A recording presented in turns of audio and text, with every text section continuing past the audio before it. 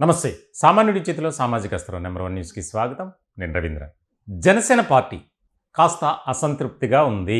Telugu Desam party అనుసరిస్తున్నటువంటి వైఖరి, అవలంబిస్తున్నటువంటి విధి విధానాల పట్ల జనసేనలో కాస్త నిరాశ, నిస్పృహ ఉంది. ఇప్పుడు తాజాగా అది మరింత ఎక్కువైంది అనే దాని మీద ఇప్పుడు రాజకీయ వర్గాల్లో చర్చ నడుస్తుంది. ప్రధానంగా జనసేన పార్టీలో కూడా.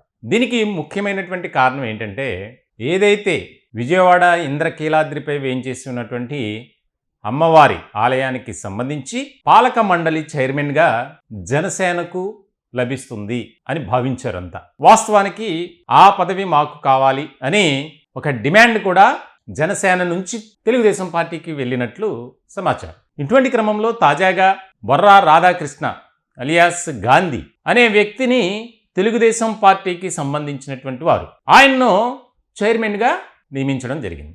దీనికి సంబంధించి తీవ్రమైనటువంటి అసంతృప్తిలో ఉన్నారు జన సైనికులు అనేది. ఎందుకనంటే ఆంధ్రప్రదేశ్లో ఒక ప్రముఖ పుణ్యక్షేత్రాల్లో ఒకటైనటువంటి ఇంద్రకీలాద్రి, అక్కడ చైర్మన్ పదవికి మంత్రి కంటే ఎక్కువగా పైరవీలు చేస్తుంటారు. వాస్తవానికి తెలుగుదేశం పార్టీ నుంచి కూడా విపరీతమైనటువంటి పోటీ ఉన్నటువంటి సందర్భంలో జనసేన కూడా ఆ పదవి మాకు కావాలి అని ఆశించినట్లు తెలుస్తుంది. ఇటువంటి సందర్భంలో చాలా జాగ్రత్తగా, ఒక రకంగా చెప్పాలంటే అప్రమత్తంగా తెలుగుదేశం పార్టీ వ్యవహరించింది. గాంధీ అనే వ్యక్తి కృష్ణా జిల్లాకు సంబంధించినటువంటి వారే. పెనమలూరు నియోజకవర్గంలో పోరంకి ఆ గ్రామానికి సంబంధించినటువంటి ఆయన ఇప్పుడు అనూహ్యమైనటువంటి రీతిలో ఆ పదవిని దక్కించుకున్నారు. కీలకమైనటువంటి అప్డేట్ ఇది. ఎందుకనంటే ప్రత్యక్ష రాజకీయాల్లో క్రియాశీలకమైనటువంటి పాత్ర పోషించినటువంటి సందర్భం లేదు, అటువంటి దాఖలాలు ఎక్కడా కనిపించలేదు. అయినప్పటికీ ఆయనను ఆ పదవి ఎలా వరించింది అనేది ఇక్కడ ఆసక్తికరమైనటువంటి చర్చగా మారింది. కమ్మ సామాజిక వర్గానికి సంబంధించినటువంటి వ్యక్తి, అందులోనూ తెలుగుదేశం పార్టీలో ఒక ముఖ్యమైనటువంటి వ్యక్తి, హిందూపురం ఎమ్మెల్యేగా ఉన్నటువంటి నందమూరి బాలకృష్ణ సన్నిహితులు. రియల్ ఎస్టేట్ వ్యాపారం, ఇంకా ఇతర వ్యాపారాలు ఆయనకున్నాయి. ఇలాంటి క్రమంలో ఒక అంతర్గతమైనటువంటి చర్చ ఏంటంటే, ఎక్కడా కూడా జనసేనకు సరైనటువంటి ప్రాతినిధ్యం వహించట్లేదు, లభించడం లేదు. ముఖ్యమైనటువంటి అంశంగా రాష్ట్ర రాజకీయ వర్గాల్లో ఒక చర్చగా మారింది. ఏదైనా సరే తమ నేతలు కానీ నాయకులు కానీ ఆశించినట్లు ఆ పదవి రాకపోతే ఎవరికైనా బాధే. ఎందుకనంటే విజయవాడలో ఏం చేస్తున్నటువంటి ఆ కొండ మీద ఇంద్రకీలాద్రి అమ్మవారి ఆలయానికి ఉన్నటువంటి ప్రాముఖ్యత కానీ ప్రాధాన్యత కానీ ప్రపంచవ్యాప్తంగా ఉంది. ప్రతిరోజు లక్షల మంది అక్కడికి వస్తుంటారు. ఇక దసరా ఉత్సవాల్లో ప్రత్యేకంగా చెప్పక్కర్లా. మరి అటువంటి పుణ్యక్షేత్రానికి జనసేన నుంచి ఆశించినట్లు ఆ పదవి దక్కకపోవడం పట్ల ఒక రకమైనటువంటి నిర్లిప్తమైనటువంటి వాతావరణం నెలకొంది. దీనికి సంబంధించి మళ్ళీ పునరాలోచించుకోవాలి. జనసేన అడిగినటువంటి పోస్టులు కానీ నామినేటెడ్ పదవులు కానీ ఎక్కడా కూడా లభించడం లేదు. ఏకపక్ష నిర్ణయాలతో తెలుగుదేశం పార్టీ వ్యవహరిస్తుంది. ఇది రానున్న కాలంలో ఇదే రకమైనటువంటి విధానం కానీ వైఖరి కానీ కొనసాగితే చాలా ఒక నష్టపోయే అవకాశాలు ఎక్కువ ఉంటాయి కూటమి అనేది. పక్క పార్టీలు ఏదైనా అంశం దొరికితే దాన్ని ఏ విధంగా మలచుకోవాలి, ఏ విధంగా మనం ఓన్ చేసుకోవాలి అనే దాని మీద కసరత్తు చేస్తూ ఉంటారు. ఇప్పుడు కాంగ్రెస్ కానీ వైఎస్ఆర్సీపీ కానీ ఇతర పార్టీలు ఇప్పుడు ఇదే అంశాన్ని సోషల్ మీడియా వేదికగా ప్రచారం చేస్తున్నారు. కూటమిలో సమన్వయం కొరవడింది, దానికి సంబంధించి రకరకాలుగా చర్చలు. తెలుగుదేశం పార్టీ నాయకులు జనసేనను టార్గెట్గా చేసుకుని మాట్లాడుతున్నారు.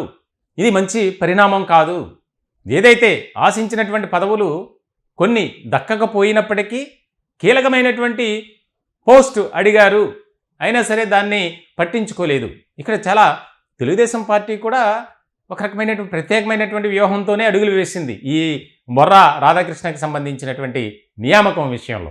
చాలా కీలకమైనటువంటి అంశంగా దీని మీద చర్చ జరుగుతుంది.